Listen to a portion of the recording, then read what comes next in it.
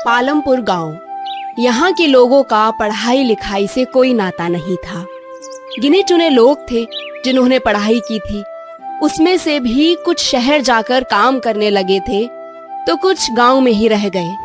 हर रोज गांव के लोग इस जगह पर पहुंचकर एक दूसरे को ज्ञान बांटते रहते। माना कि हम लोग पढ़े लिखे नहीं हैं, लेकिन ज्ञानी तो हैं। दुनियादारी की समझ तो है। दूसरों के कहने से क्या होता है। पड़ोसी गांव के लोग तो हमारे गांव को ही अनपढ़ों का गांव कहते हैं। अब भाई मुंह है तो कुछ तो बोलेंगे ही। I do not have problem. अरे बाप रे, ये मजनू तो अंग्रेजी में बात करने लग गया है। अरे कहाँ से सीखा भाई, जरा हमें भी बता दे। अगर अंग्रेजी आ जाए तो इज्जत बढ़ जाती है। ये लो बताओ, अब क्या मैं अंग्रेजी स्कूल या कॉलेज जाकर सीखा हूँ? जिंदगी ने सिखाया। अरे अंग्रेजी बोलो तो 10 लोग तो ऐसे ही पढ़ा लिखा समझ लेते हैं। सब सलाम ठोक कर बात करते हैं। मेरी तरह ज्ञानी बनना है तो जिंदगी से सीखो। स्कूल कॉलेज जाने का कोई मतलब नहीं। बड़ा आया मतबल का बच्चा। मतलब होता है मूर्ख कहीं का। मतलब बनता है ज्ञानी। तब से 4 लोगों को खड़ा कर सेखी बघार रहा है। ज्ञानी को 10 जगह घूम घूम कर अपने ज्ञान का ढोल पीटना पड़े तो ऐसे ज्ञान की क्या जरूरत? अंग्रेजी बोलने से कोई समझदार हो जाता है क्या? अरे बाबा बस करो, बच्चों की बात में क्यों घुसते हो?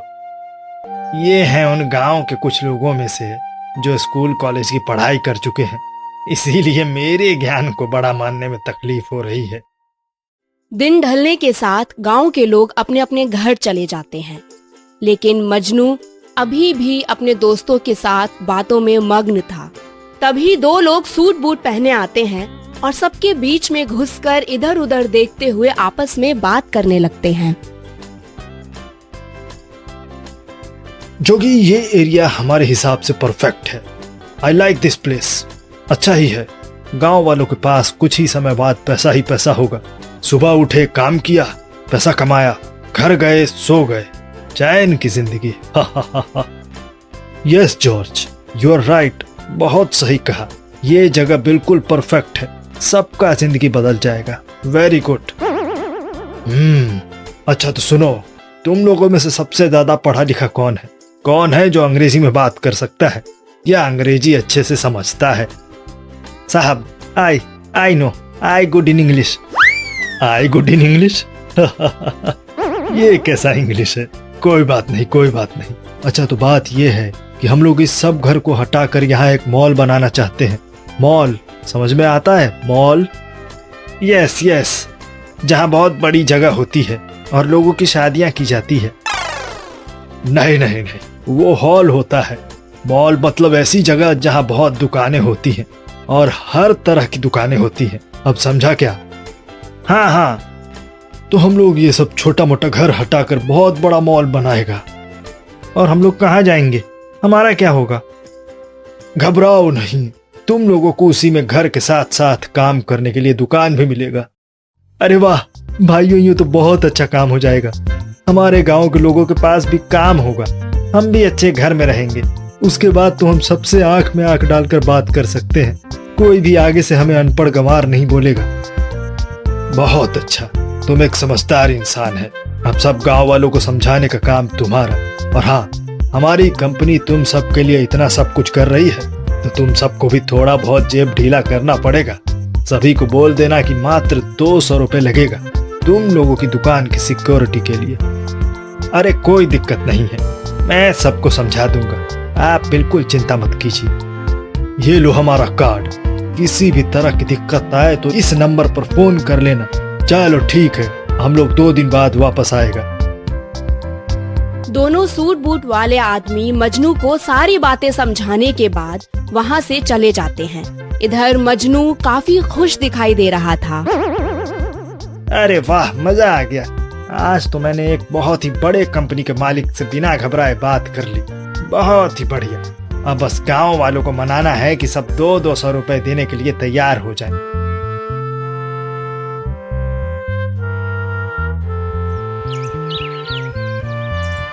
अगले 2 दिनों तक मजनू अपने गांव वालों को राजी करने में लगा रहा। मजनू को समझदार मानकर गांव के ज्यादातर लोगों ने उस पर भरोसा कर लिया। 2 दिन बाद दोनों आदमी फिर से गांव में आए। उम्मीद है तुमने बताया काम अच्छे से किया है। अच्छा सब सुनो, जिसको मॉल के साथ साथ रोजगार चाहिए वो पैसे लेकर आ जाए। मजनू ने आप लोगों को पैसे देने का कारण बता ही दिया होगा। ये पैसा आपके दुकानों में ही लगाया जाएगा, इसीलिए घबराए नहीं। एक एक कराते जाइए और इस बॉक्स में पैसे डालते जाइए।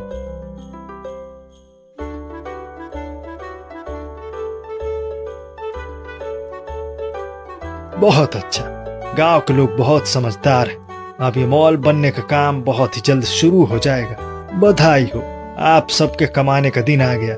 बेरोजगारी को बाय बाय बोलने का दिन आ गया। धीरे धीरे गांव वाले मॉल बनने के इंतजार में दिन काटने लगते हैं। समय बीतता जाता है। कई दिन निकल चुके थे, लेकिन अभी तक मॉल के बारे में कोई अता पता नहीं था। अब तो गांव वाले मजनू पर ही शक करने लगते हैं। मुझे तो लगता है ये मजनू की कोई चाल रही होगी। पैसे कमाने का नया तरीका निकाला है इसने। मैंने कुछ नहीं किया। अभी रुको, मेरे पास जॉर्ज का कार्ड है, एक बार बात करके देखता हूँ।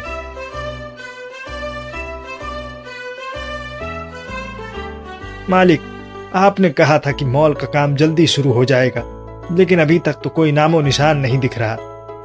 होगा होगा, बहुत जल्द होगा। हमारी कंपनी जगह के हिसाब से मॉल का नक्शा तैयार कर रही है, चिंता मत करो। मैं कल ही तुम्हारे पास आऊंगा। क्या हुआ, कब बनेगा माल? नक्शा तैयार किया जा रहा है। कल वो लोग आखिरी बार जगह का मुआयना करने आएंगे। अगले दिन जॉर्ज और जोगी दोनों फिर से सभी गांव वालों के पास आते हैं। अच्छा, तो मॉल कैसा बनेगा इसका नक्शा तैयार हो चुका है। बस आप लोगों की दुकान से जो सामान बेचा जाएगा वो खरीदना बाकी है। कंपनी ने फैसला किया है कि आप सबसे 100 रुपए लिया जाए। बाकी सारा खर्चा कंपनी उठाने के लिए तैयार है। तो जो जल्दी से जल्दी अपनी दुकान को पाना चाहता है वो 100 रुपए इस बॉक्स में रखते जाए। चलो, 100 रुपए में इतनी बड़ी दुकान मिलेगी, नुकसान का तो सौदा है नहीं।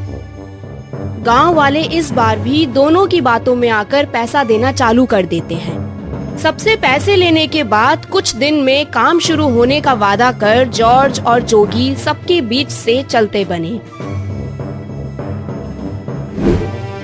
अरे 10 दिन होने को आए, अभी तक मॉल का कोई नामो निशान नहीं है। इस बार तो मुझे डर लग रहा है, उन लोगों ने पक्का हमें ठगा है। अरे मैं बात करता हूँ, इतना घबराने की क्या जरूरत। मजनू के बार बार फोन करने के बाद भी दूसरी तरफ से कोई जवाब नहीं आता। क्या हुआ, इस बार क्या कहा उसने? क्या कहेगा, बार बार यही आवाज आ रही है कि नंबर उपयोग में नहीं है। हे भगवान, मेरा शक सही निकला, उन लोगों ने हमें ठग लिया। मैं तो अच्छे कपड़े और बोल चाल देखकर धोखा खा गया। इस बार सभी गांव वालों को भरोसा हो चुका था कि जिसे वो बड़ी कंपनी का मालिक समझ रहे थे वो कोई और नहीं बल्कि एक ठग था, जो गांव वालों की मूर्खता का फायदा उठा उन्हें बेवकूफ बना गया। मैंने कहा था ना, अंग्रेजी बोलने वाला या सूट बूट वाला जरूरी नहीं कि अच्छा इंसान ही हो। अब समझ आ गया होगा कि अधूरा ज्ञान कितना नुकसान पहुंचाता है।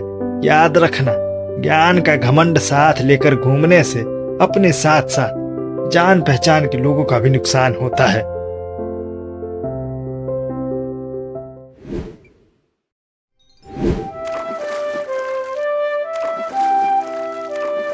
माधव रोज इसी नदी में मछली पकड़ने आया करता था। आज भी वो इसी उम्मीद में आया था कि इतनी मछलियां पकड़ लेगा जिससे उसका 3-4 दिन का खर्चा निकल जाए। लेकिन जैसे ही वो पानी में से जाल निकालता है तो बाहर आधा कटा हुआ जाल निकलता है। हे भगवान, यही होना बाकी था। अभी अभी तो मैं आया था, अब मछलियां कैसे पकड़ूंगा। एक बार जाल दोबारा फेंक कर देखता हूँ, क्या पता इस बार कुछ हाथ आ जाए।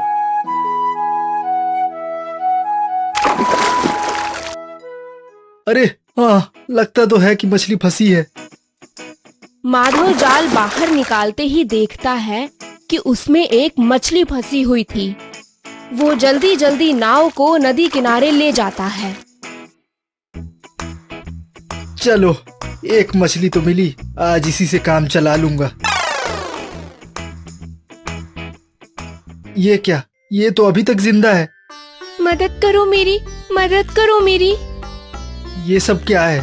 तुम बोल कैसे सकती हो? ये कैसे हो सकता है?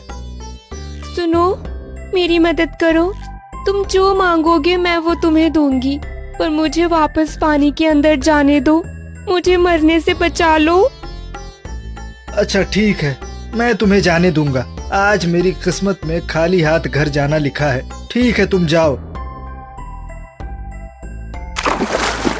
अब तुम बताओ, मैं तुम्हारी क्या मदद कर सकती हूँ? देखो, मैं तो ठहरा मछुआरा। एक मछली भला एक मछुआरे को क्या दे सकती है? मैं तो मछली पकड़ के ही अपना जीवन चलाता हूँ। यहाँ पकड़ता हूँ और बाजार में बेचकर कुछ पैसे कमा लेता हूँ। तुम मुझे अपने बदले अन्य मछलियाँ दे दो। मैं तुम्हें मछलियाँ तो नहीं दे सकती, क्योंकि किसी अन्य मछली के प्राणों का सौदा मुझसे नहीं होगा। लेकिन मैं तुम्हें एक बहुमूल्य चीज दे सकती हूँ। बहुमूल्य चीज? सच में मूर्ख तो नहीं बना रही हो ना मुझे? मछली वापस पानी में डुबकी लगा कुछ देर बाद अपने मुंह में एक अंगूठी दबाए हुए बाहर आती है, जिसे माधव ले लेता है। कुछ समय पहले एक रानी पूजा करने नदी में आई थी। जब वो डुबकी लगा रही थी, तब एक मगरमच्छ ने उन्हें खाने की कोशिश की। ये देखकर मैं जल्दी से रानी के पास गई और उनकी रक्षा करने लग गई। बस उसी दिन के बाद से हमारी मित्रता हो गई और उन्होंने भेंट स्वरूप मुझे ये अंगूठी दी। अब भला ये अंगूठी मेरे किस काम की? लेकिन ये तुम्हारे बहुत काम आ सकती है। इसे लेकर तुम भवानी राज्य में जाओ और वहाँ की रानी को कहना कि मैंने भेजा है। वो सब समझ जाएंगी और अवश्य तुम्हारी गरीबी दूर कर देंगी। ये तो सोने की है। लगता है तुम सच ही कह रही हो। ठीक है, मैं कल ही भवानी राज्य के लिए निकल जाऊंगा। अगले दिन माधव भवानी राज्य के लिए निकल गया। कुछ देर बाद जब वो महल के बाहर पहुंचा, तो उसे सैनिकों ने द्वार पर ही रोक लिया। ठहरो ठहरो, कहाँ जाना है? साहब, रानी साहिबा से मिलना है। ये देखिए, उनकी अंगूठी। मुझे ये अंगूठी किसी ने उपहार के तौर पर दिया है और रानी साहिबा से मिलने को कहा है। ठीक है, तुम मेरे साथ चलो।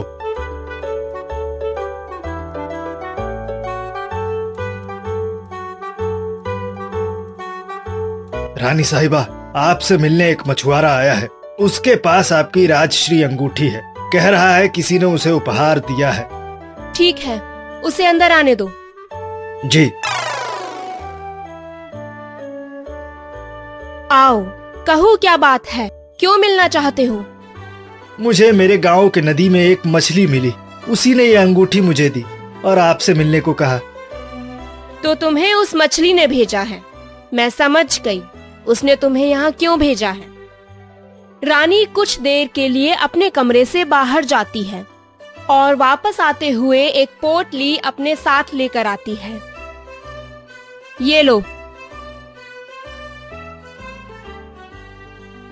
इसमें तुम और तुम्हारा पूरा परिवार आराम से अपनी पूरी जिंदगी सुखपूर्वक बिता सकते हो। लेकिन याद रखना, आज के बाद तुम उस नदी में मछलियां पकड़ने कभी मत जाना। जी रानी साहिबा, आपकी जो आज्ञा। माधव रानी से उपहार लेने के बाद अपने घर जाकर अपनी पत्नी को सारी बातें बता देता है। अचानक सब कुछ बदला हुआ देख माधव की बीवी खुश होकर उससे कहती है, हमारी तो किस्मत ही बदल गई है। ऊपर वाले, आपका बहुत बहुत धन्यवाद। आपने हमारी गरीबी को मिटा दिया। मैं कैसे ये एहसान चुका पाऊंगी। आज सुबह तक हमारे पास कुछ भी नहीं था, लेकिन अभी ऐसा लग रहा है जैसे हमने सब कुछ पा लिया। अब देखना तुम, सब ठीक हो जाएगा। सब बिल्कुल ठीक हो जाएगा, बिल्कुल ठीक।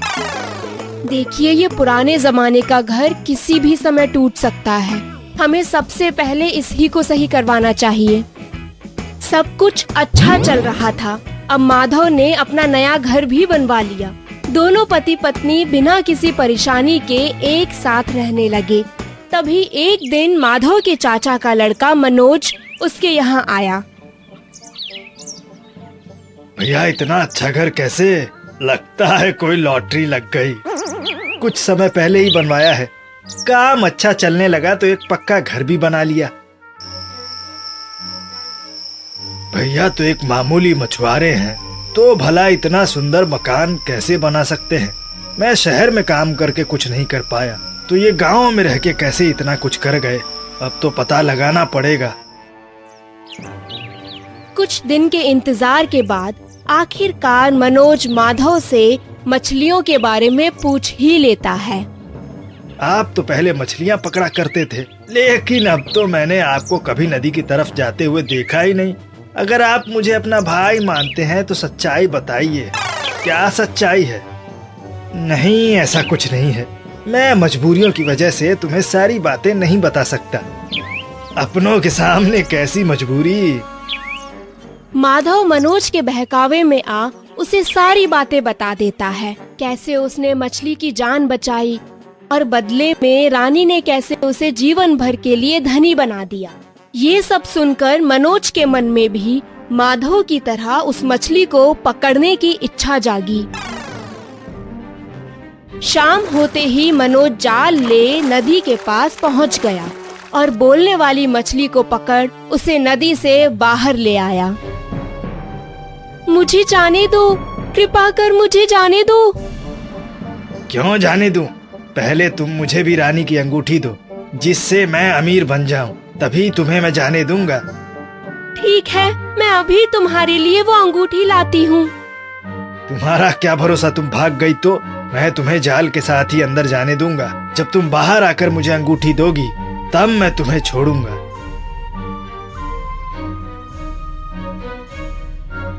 मनोज भी माधव की तरह भवानी राज्य पहुंच सैनिकों को अंगूठी दिखा रानी से उपहार लेने पहुंच जाता है और उसे अपने साथ हुई सारी बातें बता देता है। अच्छा, तो तुम्हारा कहना है कि तुमने उस मछली की रक्षा की? जी रानी।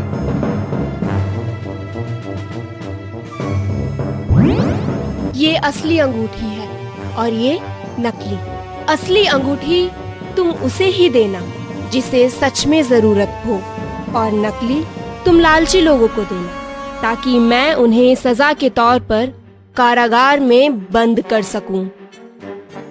रानी अंगूठी देखकर समझ जाती है कि ये नकली है। रानी को भरोसा हो जाता है कि मनोज ने मछली के साथ जरूर चालाकी कर उससे अंगूठी हड़पने की कोशिश की। सैनिकों, इसे कारागार में डाल दो। रानी साहिबा, पर माधव ने भी तो यही सब किया था। नहीं, तुमने उसे नुकसान पहुंचाया है। ये उसने सिर्फ तुम्हें इसीलिए दिया ताकि उसके साथ गलत करने वालों को मैं सजा दे सकूं। माधव एक ईमानदार इंसान था, पर तुम नहीं। ले जाओ इसे। सैनिक मनोज को कारागार में बंद कर देते हैं।